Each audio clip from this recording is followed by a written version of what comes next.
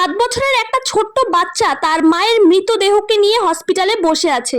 এই ছোট্ট ছেলেটার নাম অর্পিত। এই ঘটনাটি পাঞ্জাবের। ছেলেটির বাবা 2 বছর আগে তার মাকে ছেড়ে অন্য জায়গায় গিয়ে সংসার পাতে। তখন থেকে তার মা অর্পিতকে সাথে করে নিয়ে লোকের বাড়িতে কাজ করে ছেলেটিকে মানুষ করছে। এই ঘটনাটি 7 দিন আগে। অর্পিতকে নিয়ে তার মা তার বাপের বাড়ি উত্তরপ্রদেশে যাচ্ছিল।